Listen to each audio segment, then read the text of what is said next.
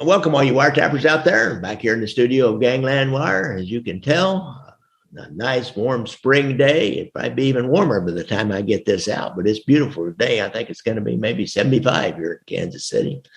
Played golf yesterday and getting ready to start back into the golf season. We play at least once during the week and every Sunday. Today I have an interesting show. I got to talking to a man I met I see post a lot and make comments and seems to know a lot about the outfit up in Chicago on the Facebook pages up there on Mike Burns' Chicago outfit, new and recent articles or something. I could never remember the name of that. I always joke with Mike that, you need to have a shorter name for your Facebook page. And the other one's the Chicago outfit, old and new, I believe. And then there's another one just about the Chicago outfit. I tell you guys in Chicago, you got a lot of Facebook action going more than any other city, I think. And it's really, there's a lot of active people on. People know a lot about the outfit, people that were involved with the outfit in some peripheral manner, at least. And so they're great Facebook pages. But, James got hold of me and he's told me that, did I say your name? James Imlec. Welcome, James. Welcome. Thank you. Okay. So, pleasure, Gary. Good to have you on the show. And I appreciate you getting hold of me and telling me about all those trials you've gone to. Now, James goes to a lot of the different trials. And so we were discussing different ones they went to about maybe doing a show on it, give a fly on the wall kind of view of what happens at some of those big mob trials. And they'd gone to the family secrets trial. And of course, that being the biggest one, I'm going to lead off with the biggest one. We've got some others that will probably be coming up in the future. But the family secrets trial was huge. And it pretty much, it was a sea change, and it was a watershed moment in really Midwest mob history, because Chicago affects so many other people, and Western, Las Vegas and all that. We had just finished the skim trials in Kansas City, and out of the 1970s and early 80s, put Joey Iupa in jail for a long time, and Jackie Cerrone and Angelo La Pietra, and really decimated the upper echelon at the outfit. But the Chicago outfit, like other mafia families, the way they're designed is they're designed where if you can take out the head, if the head gets killed, if the head goes to the penitentiary for 50 years, it doesn't matter, because there's somebody groomed and ready to step in behind it. And so when we took out the heads down here in Kansas City in the trials here, I say we, the FBI, and it was in Chicago, Milwaukee, Cleveland, Las Vegas FBI, and the Kansas City police helped, to probably a lesser extent, but we worked on that. And they tried them all in Kansas City. We took all those guys out, and then the new echelon moves up. But then the family secrets trial comes in, and they got a couple people to turn that really made a huge dent and changed the outfit forever. And they'd lost their power in the Teamsters. They'd lost their power in the casinos to get that steady stream of skim money coming back, for the outfit to have, $100,000 a month, maybe every month, cash money coming in. It's just, and lose that, you talk about losing something and losing the connection to the Teamsters, because right after that, the government took over the Teamsters, made it a trusteeship, and kicked everybody out and took the organized crime influence out of the Teamsters. And those are two huge, big power bases for the outfit. So coming on top of that, then you have these major people that come in and talk about the family secrets. And briefly, what happened, there was a Frank Calabrese Sr. who had a crew, and he was a hitman and was involved in every aspect of the Chicago outfit, shylocking and loan business and gambling. Gamblers always end up borrowing money. He was a major enforcer, and he was in the penitentiary with his son, Frank Jr., for shylocking and other racketeering charges. Had kind of a complicated relationship, that father and son, and they had this thing already in the works. They're kind of being a bonnet or a burr under the saddle of Calabrese Sr., and that Calabrese Jr. had stolen, like, I think hundreds of thousands of dollars in cash that he had secreted away to feed his cocaine habit. Yeah. And he's talked about that a lot. I've had him on the show, and he's talked about that in other places. And so they had this complicated relationship, and they're out on the yard. And I remember reading a book, and Calabrese Jr., he's worried his father is going to set him up to kill him, maybe, or he knows that his father's expecting him to be really involved with the outfit and to participate in murders in the future. And he had just I guess he had just worn down. He said, I just can't do this. I can't spend the rest of my life doing this. And he got hold of the FBI and believe this or not, but believe it, he did it. He wore a wire on his own father inside the penitentiary out in the yard. It was an amazing story.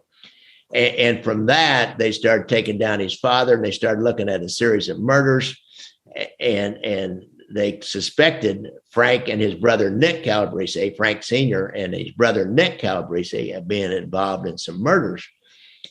And they found one, a John Farracotta. And at that crime scene, Frank Jr. told him that he had gone back out to find the gun that his dad had thrown away, or his uncle. I can't remember now, but they threw away this gun.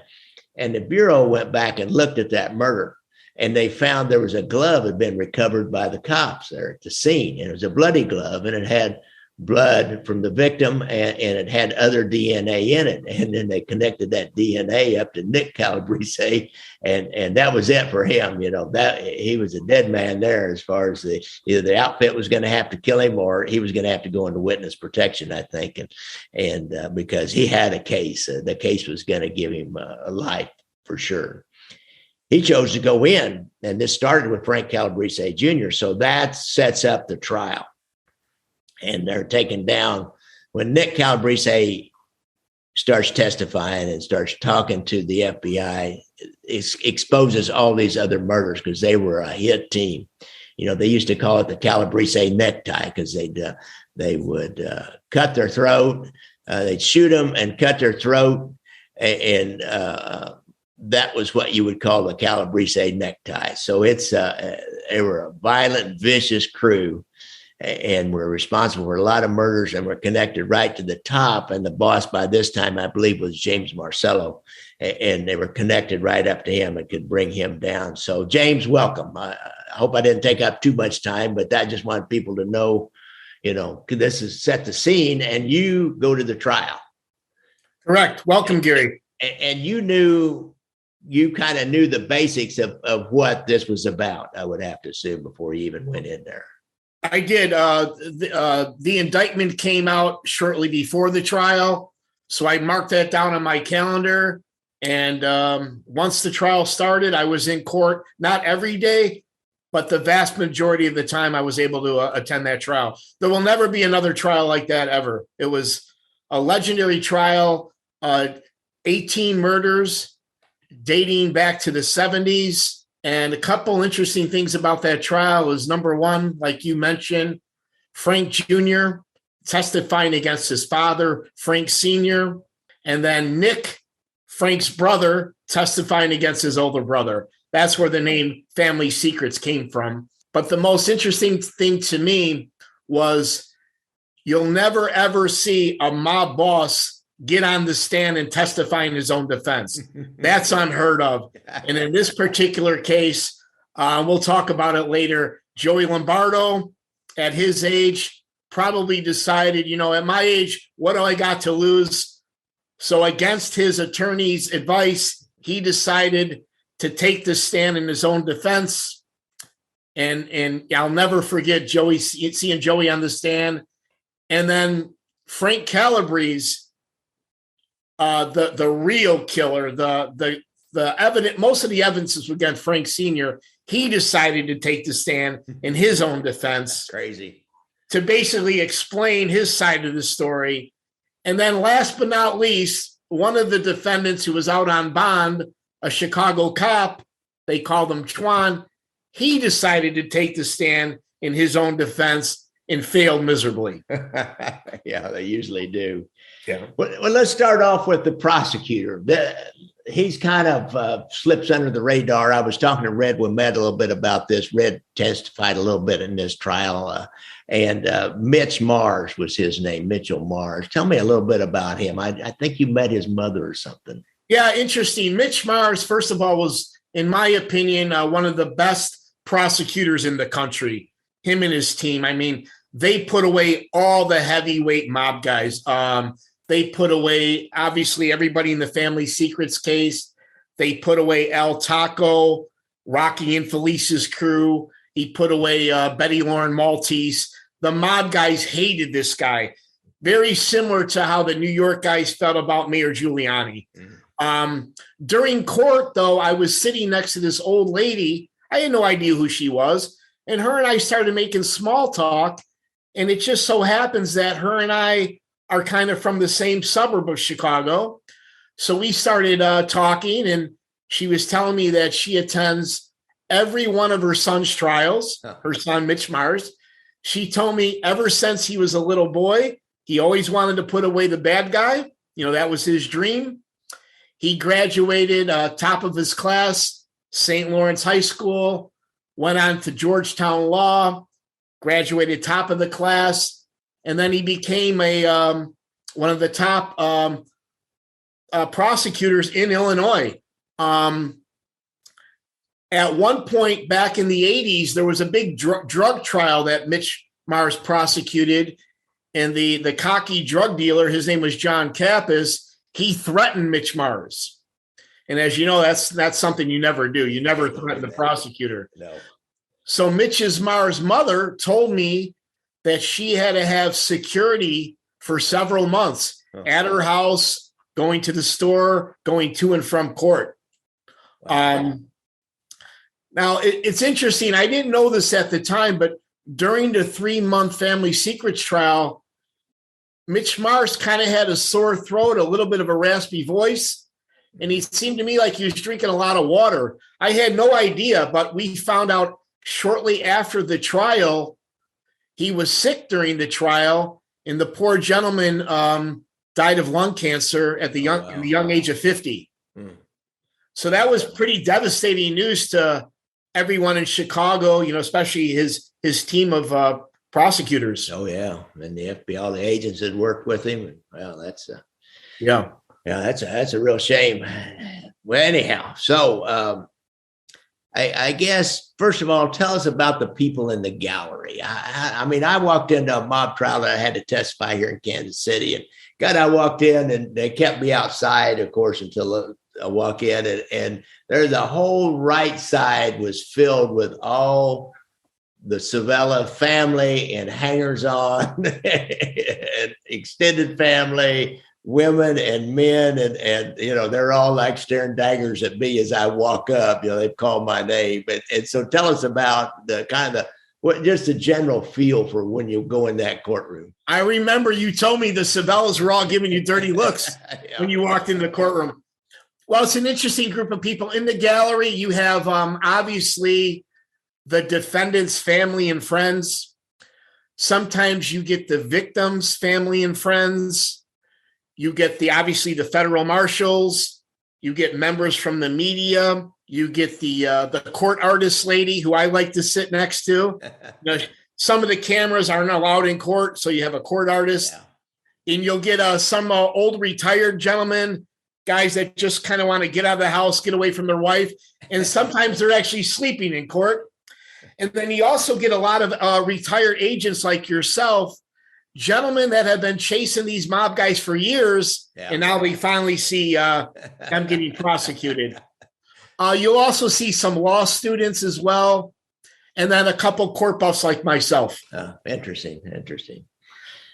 Now, I guess, and you mentioned this before, when you've got the defendant, Calabrese Jr., you've got his son up there on the stand, 8-10 feet away from him, and you've got his brother then coming up 8-10 feet away from him testifying. Can you describe that, the feeling of that?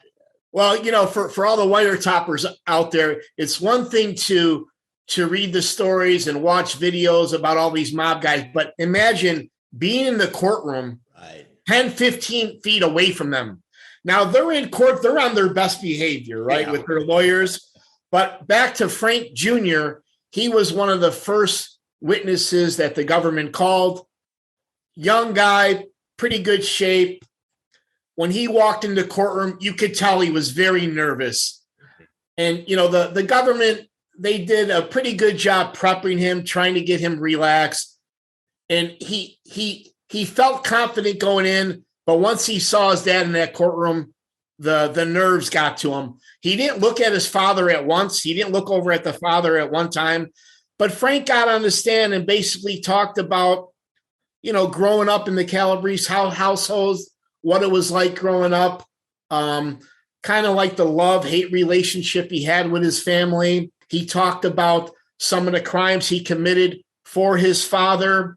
He talked about how his father would verbally, physically, and mentally abuse his son. So they kind of had a rocky relationship. He admitted to have a cocaine problem. He admitted to stealing hundreds of thousands of dollars from his dad. And why they, as everybody knows, why they were locked up in Milan, you know, he was trying to build a relationship with his father, trying to get his father to change. He thought that maybe when they were both released, that his father would retire from the outfits and be more of a family man. Well, afterwards, he realized his father isn't going to change. And then he started to get a little concerned about his safety, that if and when they do get released, he was concerned his father was going to kill him. So after a lot of thought, as everybody knows, he wrote that famous letter to the FBI, and he decided to cooperate. So just imagine wearing a wire in prison on your father, and he tricked his father. He conned Frank Sr. He got his father to talk about past murders in great detail that his father should have never have talked about. And in trial, the government plays these tapes, so you could clearly hear them talking about murders and crimes. Now, one other thing Frank did that was crucial to the case, Frank Calabrese, he had a special code that he talked in, and they would basically talk in opposite genders. So instead of saying his sister, he was referring to his brother. When they talked about having a birthday party, that meant they were going to kill somebody. When they talked about the little skinny lady, they really meant the fat guy. So they talked in opposite genders. The average person in the court had no idea what Frank was talking about. So his son, Frank Jr., was able to break down the code to the juries, and then you get a pretty better understanding what they were talking about. Yeah, interesting. That's the problem with wiretaps is you got to know between the lines and behind the lines. You got to know more than just hearing that conversation. If they can't, they got to be interpreted by somebody that knows the whole picture. Yeah, so exactly. So Frank was able to interpret that and explain to the jury in layman terms what they were talking about. Now, during his testimony, at times Frank Sr. was glaring at his son, growling, swearing him, trying to intimidate him.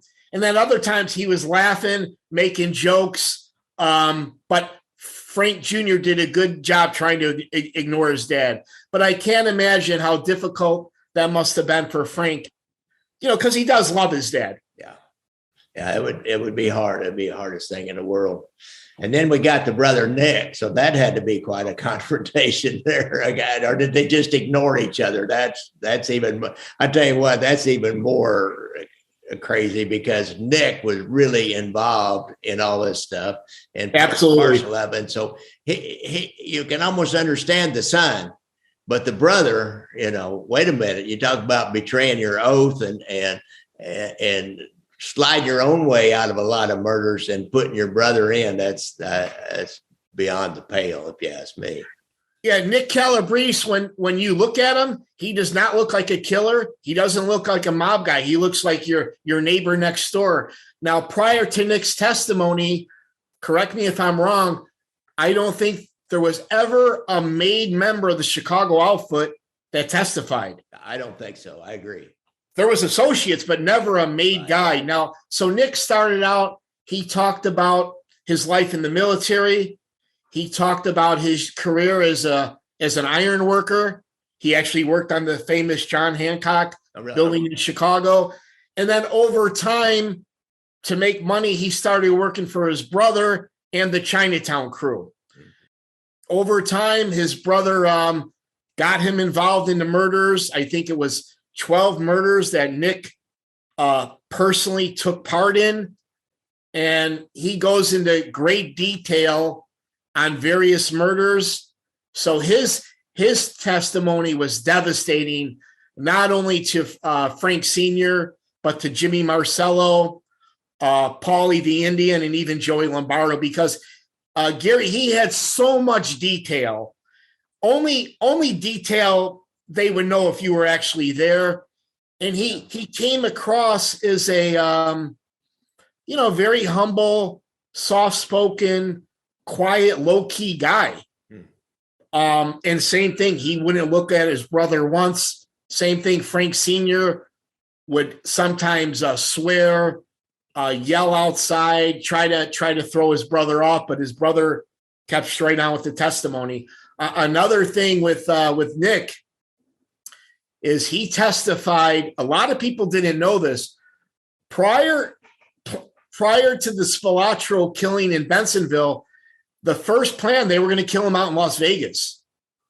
So Nick testified that a hit team, they all met separately in Nevada. One guy took a train, one guy drove, one guy flew, one guy who was a sleeper who was living in Arizona. They all met together. So Nick testified that Jimmy Marcello gave him an Uzi and 2 hand grenades to take on a train. So picture you're on a train with an Uzi and 2 hand grenades. Well, if some terrorists try to take over that train, why, you could be the hero. Yeah. What a surprise. So when they got there, let's just say 2-3 weeks, they were trying to tail both the brothers. And they had a hard time trying to get the brothers together, trying to find the perfect place where they could pull off the hit. And they really couldn't really get them together. Meanwhile, back home in Chicago, the mob bosses were getting a little antsy, a little aggravated and upset, like, hey, what's taking so long? You're out there 2-3 weeks, you're spending all this money. Make a long story short, the bosses in Chicago called off the hit. They told everybody to come home. Now he talks about plan B, is when they lured the brothers to a house in Bensonville. Interesting. Those guys, I know Frank Jr., when he was on my show before, he called it lay on somebody. I hadn't heard that term before, but they call that laying on somebody when they're following them around, watching them, trying to set them up to hit them. They talked about doing those kinds of things here, but they didn't use that word lay on. Even talked about how sometimes you even have to get a refrigerator box and hide in it to watch somebody. And I thought, man, that's pretty good. I never thought about that when I used a funeral tent once to watch a guy for a while, but not a refrigerator box. You bring up a good point. Nick also goes into great detail, all the planning and the laying on that they did on their victims. I mean, they were a very, very organized crew, and they went to great lengths to go after a guy. So he talks a lot about that. One crucial thing that helped prosecute Jimmy Marcello was the day of the Spilatros hit. Nick testified Jimmy Marcello picked up Nick, John Feccarata, and Jimmy LaPetria at a Venture store. Venture store is like a Kmart or a Walmart back in the day. And he testified that Jimmy picked them up in a real fancy minivan. So when Jimmy Marcello picked up Nick, John Feccarata, and Jimmy LaPetria, he dropped them off at the house in Bensonville where they were killed. So that directly tied Jimmy Marcello to that murder. Wow. That came directly from the top then, didn't it? Yeah. He also goes on how Jimmy Marcello and Jimmy Marcello and Nick Calabrese were in Milan prison together. They were actually cellmates. And Nick was, they were talking about some past crimes that they did. Nick was also telling them how his brother is treating him. His brother's really not paying him money that he rightfully owes him. So Jimmy Marcello, with his people on the street, was paying Nick Calabrese's wife $5,000 a month. Wow. To kind of take care of Nick's family. He also, Jimmy told Nick that when they get out of prison, he wants Nick to come work for Jimmy's crew. Mm-hmm. Wow. So they had a pretty good relationship. Yeah. Man, he was kind of a young man on his way up after paying all those dues all those years. Interesting. I tell you what, that's, you mentioned that. Let's trying to think. You mentioned about these guys testifying on the stand, but let's stay with Nick Calabrese just a little bit. He was that hit on Farracotta that actually they took him down on. Did they talk about that? The details on that? It kind of like went astray, and that's why there ended up being evidence. And normally those guys. The ones I've seen, they kill somebody, and if it's with a gun, they get away from the murder scene far enough that nobody's going to be after them, and they throw the gun away. Just throw it away in the street. Usually, they don't care if you find it because it's going to be clean, and so they just don't want to have any evidence left. It's just I don't know how many mob murders we had, and there was never any kind of evidence left at the scene. So tell us about that, John. And that's really the John Farracotta hit's the one that turned Nick Calabrese. And it's kind of the last one, I guess, that this crew did, or before. That have been before the Spilatros, wouldn't it? After the Spilatros. John Farracotta was talked about a lot in the trial. He was an interesting, an important member of the Chinatown crew. John Farracotta was as known as the best wheelman in Chicago. Meaning, if you needed a getaway car, John Farracotta was your guy. He was also a killer. He was Nick Calabrese's best friend. So throughout his criminal career, John Farracotta made a lot of mistakes. He broke a lot of the rules. But because he was such an important part of the crew, they kind of like gave him some slack. However, after the Spilatros were killed, a second team was charged with burying those brothers, to get rid of those brothers. They were never supposed to be found, those brothers. So John Farracotta, who was part of the Spilatro murders, he stayed behind at the house in Bensenville, and him and his crew, they were responsible for burying the Spilatros in Enos, Indiana. It just so happens it's not too far from Joey Iupa's farm. Yeah. So now picture 5-6 guys from Chicago. They're in Indiana in a cornfield. It's pitch black. They lost communication with their walkie-talkies. They heard something, so they got spooked.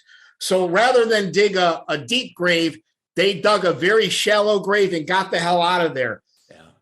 As you know the story, a couple weeks later, the farmer noticed 2 spots here. They called the authorities. They found the Spilatros. So that was it for Farracotta. That was the last straw for Farracotta, that he botched the burial. So now John Farracotta is a very savvy mob guy. He's not going to get in the car with anybody. He knows he's on thin ice with these guys.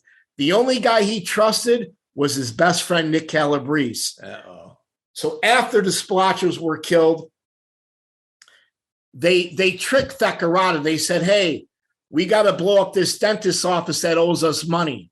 So they met in an area northwest of Chicago near Belmont and Central. They met in the parking lot. It was Nick and Farracotta.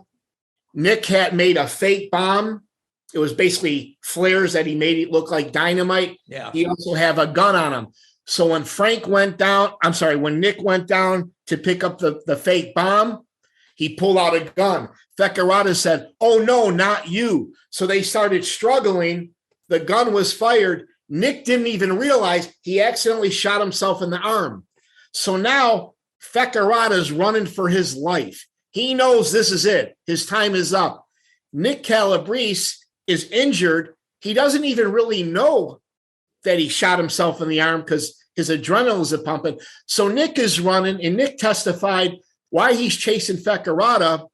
He knows in the back of his mind, if he doesn't kill Fecarata, he's going to get killed. Yeah. So finally, Fecarata finally makes it to the door of this bingo hall. As he's about to open the door, Nick shoots him in the head and kills him. Done. So now Nick just killed his best friend. He realizes he's injured, and his brother and this guy Johnny Apes were the getaway car. They weren't in the spot they were supposed to be. So now Nick's like, oh my God, where's my brother? Where is he? So he takes the gun and he dumps it in the sewer. Nick didn't realize it, but he dropped the bloody glove. He didn't realize this. So after that, he hooks up with Frank Calabrese, the other guy. He tells him he killed Fecarata. So to make a long story short, they couldn't take him to any doctor. So they took him to a veterinarian that Jimmy Marcello recommended. They went to a veterinarian. TV and the movies, man. Yeah. So the veterinarian treated him, and then they wanted Nick to lay low for a while till this passed on. Make a long story short, years later, the government had this bloody glove in evidence. So what they did, they went around to all the federal prisons and swabbed every single Chicago outfit guy. One match, it was Nick Calabrese. Yeah. Now, this is years later. They went up to Nick and they say, listen, we found the bloody glove. Your DNA matched in the Fecarata hit. At first, Nick had nothing to say to him. He told him to go away. He's not talking. Fast forward a couple months later, they went back to see him again. I think they threatened him with the electric chair, and he decided he's going to cooperate. So that Fecarata hit, that bloody glove, and tied in with Frank Jr.'s letter, that's what started the family secrets investigation. Well, that was something, and during this, we talked about this a little bit. I did a show on this. I don't know. I'm curious if you noticed any change in the security during this trial. One of those U.S. Marshals, a guy named John Ambrose, was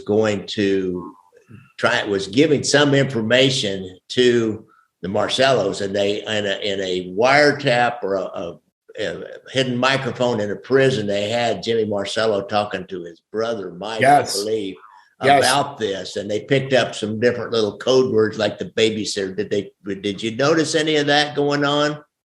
Well, obviously, high security for this trial, more security than anybody else. But during the trial, they show the prison tapes of Jimmy Marcello meeting with his brother Michael Marcello, again, talking in code. And it's kind of hard to understand what they were talking about. But once they broke down, Jimmy was basically wanting to find out, hey, I heard about Nick going bad. Is he going to testify or not? How can we get to him? And then Michael was going to be the middleman to try to approach John Ambrose. And then the story about John Ambrose's father was right. Yeah. Was that the Marquette 10? Or Yes. Marquette 10, they were Chicago police officers. And that's one way I was researching that story. It was really good police work on the part of an FBI agent or two when they were looking at those tapes and they picked up something about, I think they said the Marquette 10 and a guy being a cop, and this was a cop's son. So they went back and they looked to see who the Marquette 10 were, and they found their names, and one was last name was Ambrose. Oh, and I think the father was dead. And the elder Ambrose was dead at the time. And so then John Ambrose, and then they look at John Ambrose and say, oh my God, he is assigned to security with Nick Calabrese, and he has been at the house. And so it was. Yeah, what a coincidence. I mean, really. So yeah, they were really trying to get to Nick one way or another because they knew Nick could put away a lot of guys, which he did. Yeah. They never got to John Ambrose. They actually indicted John Ambrose, and his trial was he got charged for that shortly after the family secrets trial. Yeah, I think I remember that. So where are we at here now? Maybe talk a little bit about, you got anything else to say about the Calabreses that your stuff sticks out in your mind, I guess, James? Well, I do. Nick was a wealth of information. I mean, he not only did he talk about the 12 murders he committed, but he talked about other outfit murders, and he talked about all the different crews in Chicago, and basically an A to Z of the Chicago outfit. But one thing I thought interesting about Nick was he talked about how the different crews were specialized. For example, his crew, the Chinatown crew, at the time Angelo LaPetria was the boss, they talked about how the Chinatown crew was the best killing crew. Meaning if you had a serious guy that had to be killed, you give it to the Chinatown crew. Or say one crew was having a hard time killing somebody, they would cancel that hit and give it to the Chinatown crew. So the Chinatown crew was your best killing crew. Then he talked about the Wild Bunch crew, Harry Allman, Butch Petrocelli, and how the Wild Bunch crew, how their MO was put on a ski mask, broad daylight, women and children outside, and they would blast the victim. No, like New York style. They didn't care about who's seen it or anything. Then they talked about the North Side crew. The North Side crew, the Elmwood Park crew, they were done with violence. No more violence, meaning violence brings heat. So we're not going to kill anybody. We're not going to beat anybody. We're going to make money. Let's focus on the stock market, real estate, nightclubs, restaurants, cafes, legitimate business. So the North Side crew is making all the money, and these other crews were very jealous that the North Side crew was making money. So I found that interesting that he talked about how the different crews operated, and at times they worked together. Yeah, interesting. Yeah, that's great stuff there. Well, thanks a lot, James. We're going to come back next week and let you finish up telling us about how these guys took the stand. Frank Calabrese Sr. took the stand. Joey Lombardo took the stand. That ought to be a case. That ought to be pretty damn funny. Actually, he's a funny guy. And the Twan, one of the policemen took the stand. Twan Doyle, or ex-Chicago policeman, took the stand. So that's really unusual. Three major mob characters try to take the stand and convince the jury that they didn't really do what their lying eyes are seeing. You can't believe those lying eyes. So I appreciate all you guys out there, and keep coming back. Watch out for motorcycles. Don't forget to hit me up on Venmo once in a while at Gangland Wire, or buy me a cup of coffee. Check out my website, ganglandwire.com. Check my donate page, all that kind of stuff. And my public service message. If you have any problems with PTSD, reach out for help. And if you're a vet, go to the Veterans Administration. They have a PTSD hotline, and there'll be a lot of help. So come on back next week and hear the second half of the Family Secrets trial. This has been great, James. Thanks a lot. James, thanks a lot. James, thanks a lot. James, thanks a lot.